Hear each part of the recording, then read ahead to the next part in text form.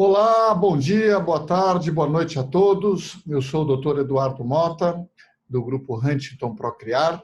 Estamos aqui em mais uma sessão do nosso bate-papo produtivo. Hoje nós vamos ter o prazer de falar de um tema por vezes esquecido, por vezes subjugado, que é o chamado fator tubário, as alterações na tuba uterina. E para isso nós temos a doutora Hannah Park, que vai comentar um pouquinho de como abordar, de como tratar, de como investigar esse importante fator. Doutora Hannah, tudo bem? Olá, doutor Eduardo, tudo bom? É um prazer estar participando hoje deste evento. Bom, falando um pouquinho sobre fator tubário. O que é o fator tubário? Por incrível que pareça, o fator tubário acaba sendo uma das principais causas de infertilidade e uma das principais causas que levam o casal a procurar um serviço especializado. Então, o que acontece no fator tubário? Uma deficiência na função das tubas uterinas. A tuba uterina ela serve para que ocorra naturalmente o encontro do óvulo e do espermatozoide. E se a função dessa tuba uterina, seja por um bloqueio físico ou por alguma alteração na funcionalidade dessa tuba, está prejudicada, o encontro do óvulo e do espermatozoide acaba sendo prejudicado também. E com isso acaba acontecendo a dificuldade na obtenção da gravidez. De forma geral, o fator tubário acaba respondendo por cerca de 30% a 40% dos casos de infertilidade. E como é que a gente investiga? Como é que a gente suspeita e como é que a gente avalia esse fator tubário? Em relação à suspeita, eu acho importante dizer que pela prevalência, a gente tem que suspeitar sim do fator tubário em qualquer casal que está tentando a gravidez e não está conseguindo. Tá? Para fazer esse diagnóstico, a avaliação ambulatorial mais acessível e mais fidedigna que nós temos até o momento é o exame chamado de histerosalpingografia. Legal, doutora Hannah, mas me conta um pouquinho como é que é esse exame, porque eu sei que as mulheres, algumas delas, têm um verdadeiro horror. Me dá algumas dicas de o que a gente deve procurar num serviço, quais são perguntas que eventualmente a mulher possa realizar para que tenha o melhor exame possível e que, obviamente, transmita ao médico as informações mais precisas. Bom, a histerosalpingografia é um exame de imagem que utiliza a tecnologia do raio-x. Então, é basicamente feita a introdução de um catéter pelo colo do útero, que é o que comunica a vagina com o útero, e é administrado um contraste, que é radioopaco. E a partir da entrada desse contraste pela cavidade do útero e passando pelas tubas uterinas, uma de cada lado, do lado direito e do esquerdo, são obtidas algumas imagens.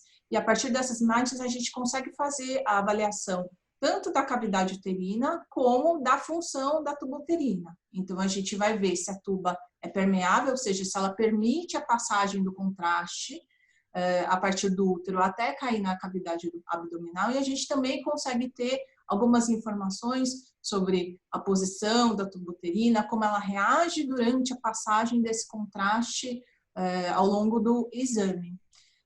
Claro que existem alguns cuidados a serem tomados, tá, durante a realização desse exame. Então, primeiro, é importante garantir que a paciente não esteja em vigência de um quadro de suspeita de infecção pélvica no momento, infecção aguda. E, além disso, há preocupação do período menstrual, do período do ciclo menstrual que ele deve ser feito. Então, geralmente é após o final da menstruação, mas antes da ovulação, para que não tenha o perigo da gente fazer o exame no momento em que está ocorrendo a implantação de um possível embrião. E me diz uma coisa, Hannah, é possível trocar esse exame, histerosalpingografia, por algum outro?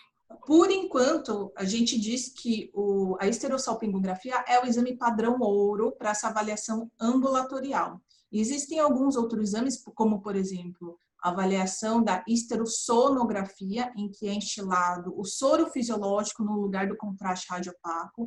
Porém, é um exame que ainda não tem a mesma confiabilidade da histerosalpingografia. Talvez com o tempo, com a evolução dos exames de imagem, juntando a avaliação 3D do ultrassom, seja possível que a histerossonografia possa ser tão útil, tão informativa quanto a esterossalpingografia, mas por enquanto ainda não atingimos esse momento. Bem, agora que a gente falou o quão importante é o fator tubário, mas quais são as causas? Por que uma mulher tem alteração na tuba uterina? Existem algumas causas possíveis, mas se eu for pontuar, as duas principais causas acabam sendo divididas em causas infecciosas, então seria a moléstia inflamatória pélvica, que é causada principalmente por dois patógenos, que seriam a clamídia e o gonococo. E do outro grupo, do outro lado, seria a endometriose, que acaba causando uma inflamação pélvica também e, por consequência, a obstrução ou a perda da função tubária. E como eu investigo essa moléstia inflamatória? Quais exames existe como investigar? Existe alguma alteração no exame físico? Existe algum exame laboratorial? Conta um pouquinho desse capítulo moléstia inflamatória pélvica.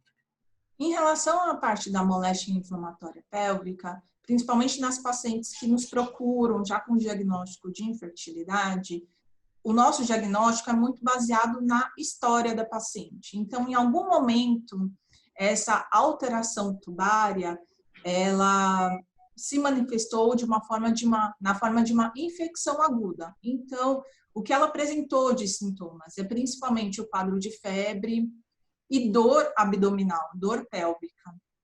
O que acontece é que muitas vezes esse quadro agudo de infecção passa desapercebido.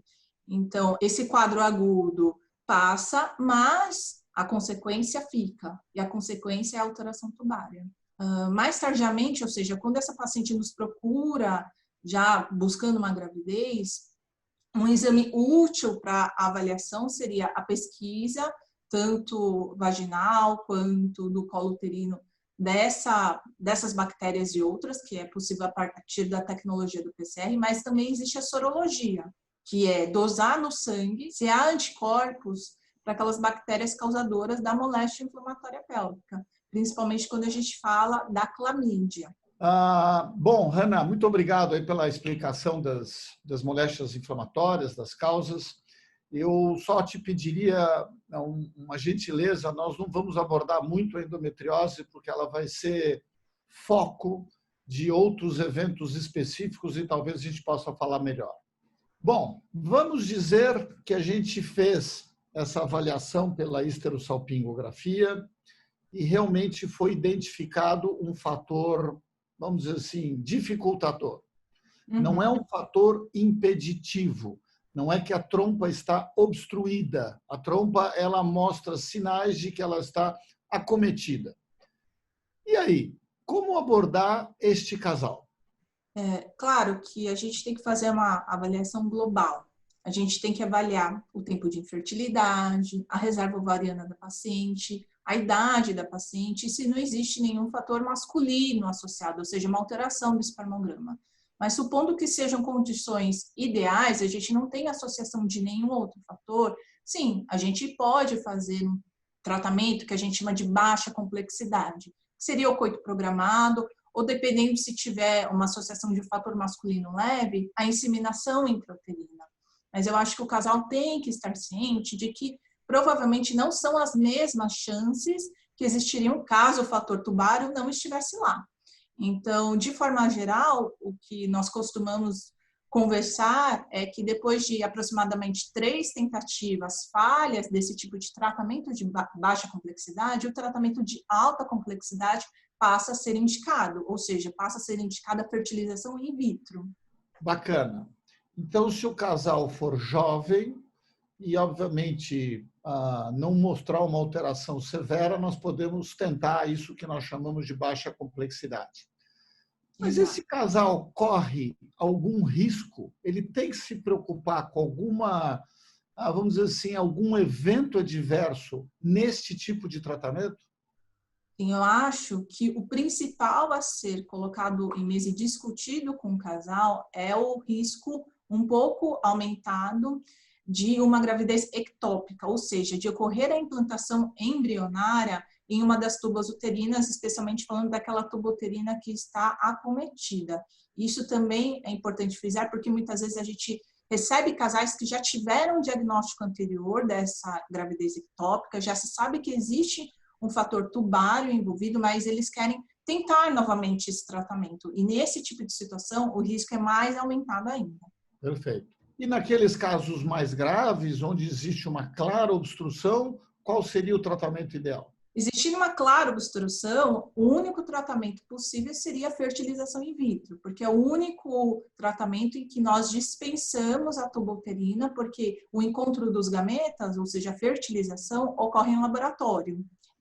No caso da fertilização in vitro e do fator tubário, uma coisa que eu acredito que seja muito importante de salientar, é de que se houver hidrossalpinge, ou seja, acúmulo de líquido em uma ou duas das tubas uterinas, está indicada a cirurgia previamente à transferência daquele embrião, pois se sabe que a coexistência dessa hidrossalpinge diminui a chance de sucesso do tratamento. Então, se o casal tiver a tuba obstruída, mas ele tem acúmulo de líquido, isso que você chamou de hidrossalpinge, ele deve antes fazer um tratamento prévio ou ele vai direto para a fertilização in vitro? Nesse caso em que há obstrução completa com hidrossalpinge, a indicação é ir diretamente para a fertilização in vitro. Então, o que a gente pode fazer seria um tratamento em duas etapas. Faz a produção dos embriões, é realizada a cirurgia e posteriormente a transferência dos embriões, ou